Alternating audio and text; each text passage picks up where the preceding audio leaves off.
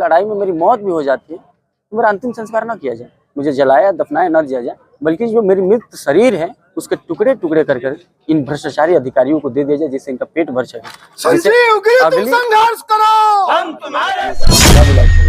अगर एक वीडियो में एक साथ अगर उपलब्ध हो जाए कि संजीव ने किसी को गाली गलौज किया है, किसी को जाति सूचक शब्द का उपयोग किया है, तो इन सारी चीजों को लात मार के, अपनी सारी मांगों को लात मार के मैं अभी तुरंत धरने से उठने का काम करूंगा। ये मेरी जुबान है। अगर ये चीज साबित नहीं होती है तो तत्काल ये जल्दी हो, ये बलिया करने पे चाहे जहाँ का भी हो, जैसा भी हो, जो बात करेगा ऐसे ही बात करेगा। अरे तो तुम कैसे बोल रहे हो भैया? उनकी रिकॉर्डिंग है मेरे पास, वो देखिए कैसे बात की है पहले। तुम कैसे बोल रहे हो? उसे देखिए पहले कैसे बात की है। ऐसा नहीं कि एकदम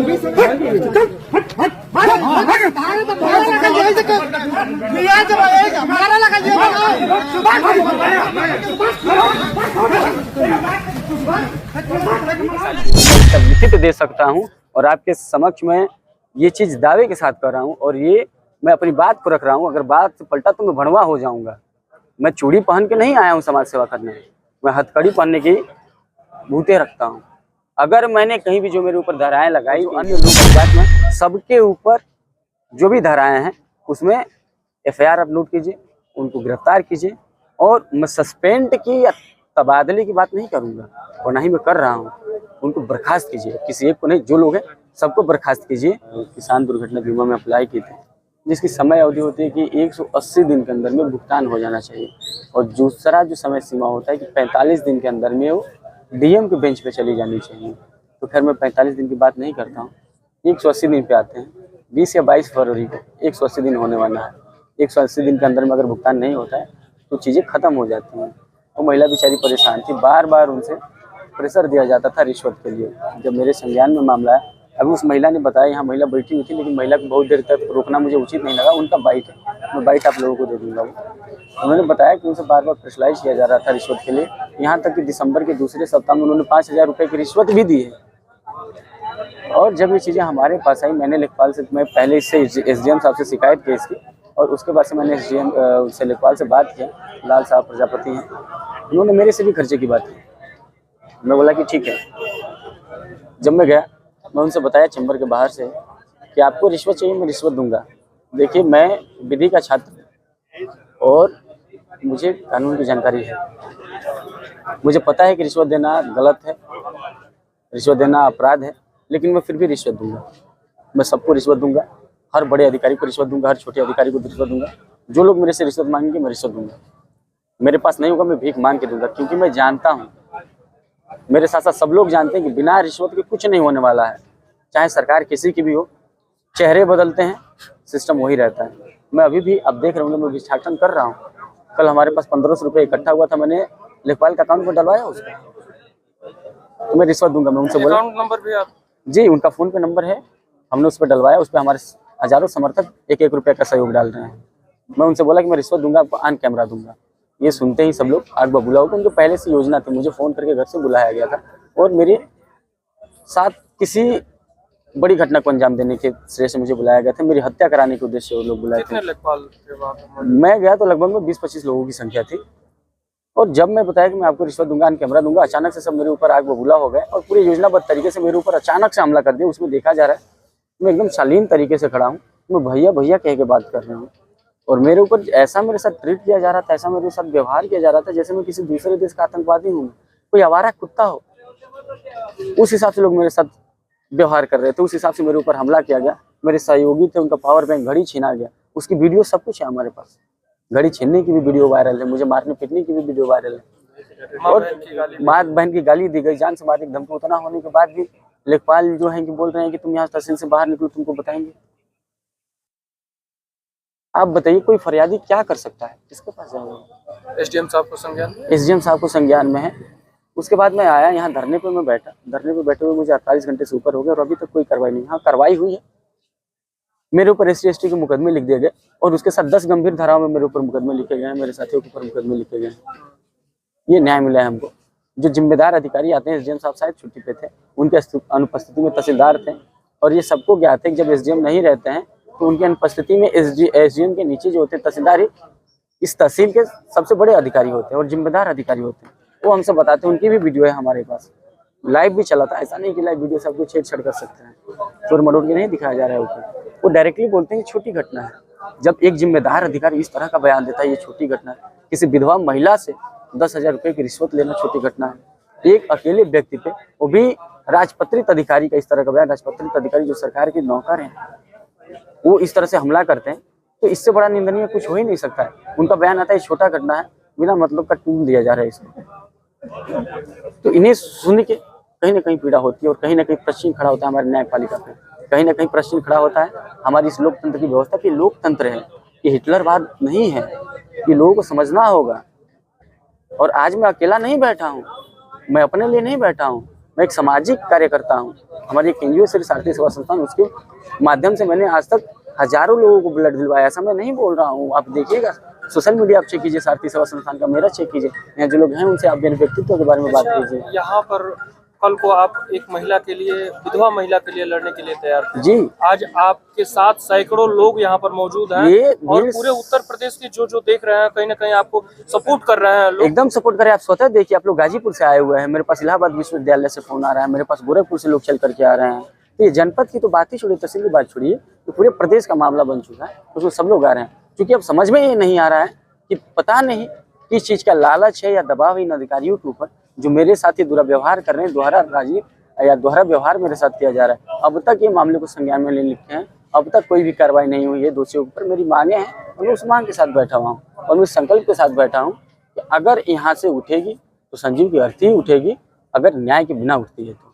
और मैं आप सबके माध्यम से अपील भी करना चाहता हूँ लोगों से कि अगर इस लड़ाई में मेरी मौत भी हो जाती है तो मेरा अंतिम संस्कार न किया जाए, मुझे जलाया दफनाया न दिया जाए, बल्कि जो मेरी मृत शरीर है उसके टुकड़े टुकड़े कर इन भ्रष्टाचारी अधिकारियों को दे दिया जाए, जिससे इनका पेट भर सके। संजीव गिरी तुम संघर्ष करो, हम तुम्हारे साथ हैं। संजीव गिरी तुम संघर्ष करो, हम तुम्हारे साथ हैं। जिससे इनकी पेट भर सके और अगली किसी भी विधवा महिला को, किसी भी तरह के मजबूर व्यक्ति को इस तरह से ये न सताए। मैं कोई पहला व्यक्ति नहीं हूँ और ये महिला कोई पहली व्यक्ति नहीं है और ना ही ये आखिरी है और ना ही मैं आखिरी। मेरे से पहले भी किसी के साथ ये हुआ है और मेरे से बाद भी किसी के साथ होगा। तो जो लोग इस चीज का वेट कर रहे हैं कि हमारे साथ हो, निश्चित तौर पे मैं भी था कि हमारे साथ हो, आज मेरे साथ हो रहा है, कल आपके साथ होगा। तो अब समय आ गया है जब हम ईंट का जवाब पत्थर से दें और एक साथ होकर के और इस लड़ाई को लड़ने का काम करें। मेरी व्यक्तिगत लड़ाई नहीं, आज तक मैं कोई भी व्यक्तिगत लड़ाई नहीं लड़ा हूँ, ये सामाजिक लड़ाई है, जनहित का मुद्दा है। आप इतनी बड़ी लड़ाई लड़ रहे हैं, वो महिला से आपकी क्या वार्ता हुई? महिला से हमारी वार्ता हुई, उन्होंने बताया सारी चीजें वो हमसे बताई, तभी तो मैं संज्ञान में लिया, तभी तो मैं आया। वो आकर के मेरे धर्म में बैठी थी, लेकिन मुझे अच्छा नहीं लग रहा था ये एक महिला और ऐसे बैठे। ये तो दुर्भाग्य है इस न्यायपालिका का, इस लोकतंत्र का, कि उस महिला को इस स्तर का संघर्ष करना पड़ रहा है। अरे तुम्हारी तो उनके साथ थोड़ी सी मानवता होनी चाहिए थी, थोड़ी सी सिंपैथी होनी चाहिए थी, तुम्हें तो और जल्दी काम करना चाहिए था। लेकिन लगातार अनशन पे आज आपको तीसरा दिन हो गया, अभी तक आला अधिकारी, उच्च अधिकारियों ने कुछ आश्वासन मिला है? देखिए, आश्वासन से मतलब ही नहीं है, कोई मतलब नहीं है। संजीव गिरी एक चीज में बात बता देना चाहता हूँ आपको, मैं जीवन में जो भी निर्णय लेता हूँ एक बार लेता हूँ और मेरा निर्णय अडिग है। जब तक आपके समक्ष वीडियो उपस्थित है, आप वीडियो देखिए, आप किस चीज का साक्ष्य देख रहे हैं। जिला प्रशासन इतना भ्रष्ट है और इन भ्रष्टाचारियों को गोद में बिठा लिया है, इनको संरक्षण दे रहा है, उसकी पॉलिसी ही नहीं समझ में आ रही है। प्रमाण को प्रमाण देना पड़ रहा है। एक वीडियो वायरल, उसमें सारी चीजें दिख रही है, फिर भी आप प्रमाण मांग रहे हैं। आपके नाक के नीचे तहसील परिसर में ये घटना घटी, 48 घंटे हो गए और अब आप जांच का हवाला दे रहे हैं, अभी तक आपकी जांच नहीं पूरी हुई। इससे निश्चित तौर पर जग जाहिर होता है कि कहीं ना कहीं अधिकारियों का संरक्षण प्राप्त है इन लोगों को, और तभी ये लोग ये सब कर रहे हैं। अन्यथा किसी चीज की जरूरत ही नहीं थी, किसी की बस की बात थी क्या? अच्छा, रिश्वतखोर नेपाल है, उनका एक बार नाम थोड़ा बता दें। नाम है उनका लाल साहब प्रजापति है, चंद्रशेखर यादव है, प्रेम शंकर यादव है और मनीष गौतम है, शतरंजन शर्मा है और क्या नाम है, प्रवीण है और प्रेमचंद्र यादव हैं, सत्येंद्र यादव हैं। तमाम लोग हैं जिनको मैं, भाई लेखपाल है, मैं ऐसा नहीं, मैं तहसील का दलाल थोड़ी हूँ, मैं सबको जानता हूँ। मैं तो आया था जिन जिन लोगों की पहचान हुई जानता हूँ, बाकी वीडियो ये तो प्रशासन का काम है ना कि पहचान करे उनकी। किस प्रकार की कार्रवाई चाहते हैं आप? देखिए, मैं कार्रवाई के मामले में बस इतना जानता हूँ, सबसे पहली प्राथमिकता तो ये है कि लड़ाई जिस चीज के लिए शुरू ये क्यों हुई। आप अगर उसको समय अवधि के अंदर काम किए होते नहीं शुरू हुई होती। जिस चीज के लिए शुरू हुई है, सबसे पहले तो उस महिला के साथ न्याय हो, उसके छोटे छोटे बच्चे हैं, एक जवान बिटिया, उसकी विवाह शादी करना, कुछ आर्थिक जो भी मदद है, जो आर्थिक मदद मैं ये भीख थोड़ी मांग रहा हूँ, तो सरकार की पॉलिसी है, आपको देने में क्या दिक्कत है भाई? वो महिला पात्र है। आज मैं देखा हूँ जो आख्या लगी हुई है उसमें दिखाया गया कि महिला पात्र है। तो सबसे पहले तो उसकी जो किसान दुर्घटना बीमा की जो धनराशि वो स्वीकृत कराई जाए, और उसके बाद अविलंब जितना जल्दी हो सकता है, 5 से 7 दिन ही बचे हुए हैं उसमें। उसके बाद से साफ वीडियो वायरल है, वीडियो में स्पष्ट दिख रहा है कि मेरे ऊपर किस तरह से व्यवहार किया गया है, कौन कौन लोग थे। तो उनके ऊपर मैंने लिखित में प्रार्थना पत्र दिए हुए 36 घंटे से अधिक हो गए, जबकि 24 घंटे का पॉलिसी होता है कि प्रार्थना पत्र के बाद आप 24 घंटे में मैं बोलूँगा। आप इस चीज़ से निश्चिंत रहिए। कब तक मेरी आवाज़ को दबाया जाएगा? अगर आज मैं नहीं बोला तो कल कोई नहीं बोलने वाला रहेगा। मैं सांत्वना सबकी आवाज़ दब जाएगी, मैं आखिरी सांस तक बोलूँगा। मैं बोलने की स्थिति में नहीं था, लेकिन जो लोगों का समर्थन मिला कहीं ना कहीं मुझे ऊर्जा डाला है। तो मेरी मांग है उस महिला की जो भी धनराशि है दुर्घटना बीमा की, वो अविलंब जो है कि प्रदान कराई जाए।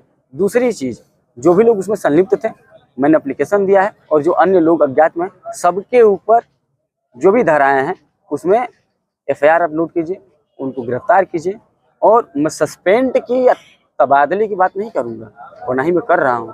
उनको बर्खास्त कीजिए, किसी एक को नहीं, जो लोग हैं सबको बर्खास्त कीजिए, क्योंकि कहीं ना कहीं अगर इसमें चूक होगा तो इन सबका मन बढ़ेगा, और आज जो मेरे साथ हो रहा है वो सबके साथ होगा। और मैं नहीं चाहता कि आज के बाद कोई दूसरा संजीव बने, उस संजीव को इतना संघर्ष करना पड़े। और जब तक ये चीजें नहीं होती, अगर इसमें से कोई एक सिंगल चीज है, उसके साथ एक चीज और इंक्लूड है, मेरे ऊपर जो FIR हुआ है, मुझे FIR की चिंता नहीं है, जो मेरे साथियों के ऊपर FIR हुआ है आप उसे वापस लीजिए। फर्जी मामले में FIR किए हैं, एक साक्ष्य नहीं है, मैं इसका लिखित दे सकता हूँ, और आपके समक्ष में ये चीज़ दावे के साथ कर रहा हूँ, और ये मैं अपनी बात को रख रहा हूँ। अगर बात पलटा तो मैं भड़वा हो जाऊँगा। मैं चूड़ी पहन के नहीं आया हूँ समाज सेवा करने, मैं हथकड़ी पहनने की भूते रखता हूँ। अगर मैंने कहीं भी जो मेरे ऊपर धाराएं लगाई गई हैं उसमें बताया कि ऐसे किसी के साथ अमर्यादित भाषा में बात करना, गाली गलौज देना या जाति सूचक का शब्द प्रयोग करना, मैं आपके चैनल के माध्यम से बताना चाहता हूँ, मेरा भी लाइव चल रहा है। अगर एक वीडियो में एक साथ अगर उपलब्ध हो जाए कि संजीव ने किसी को गाली गलौज किया है, किसी को जाति सूचक शब्द का उपयोग किया है, तो इन सारी चीज़ों को लात मार के, अपनी सारी मांगों को लात मार के मैं अभी तुरंत धरने से उठने का काम करूँगा। ये मेरी जुबान है। अगर ये चीज़ साबित नहीं होती है तो तत्काल इसे वापस लिया जाए, नहीं तो फिर इसका अंजाम बहुत बुरा होगा। ये जो अधिकारी सब संलिप्त उनको मैं बता देना चाहता हूँ, मैं विधि का छात्र हूँ, इलाहाबाद बहुत दूर नहीं है, सबको भस्म का काम करूँगा, और निश्चित रूप से अगर सबके साथ अन्याय हुआ तो लखनऊ हिलेगा। एक तरह से आपने हत्या की साजिश की बात की जी। क्या लगता है बाबा की सरकार में जो अधिकारी है गुंडे माफिया हो गए हैं क्या? लगने की बात ही क्या है, प्रत्यक्ष प्रमाण की आवश्यकता ही क्या है? वीडियो वायरल सब दिख रहा है।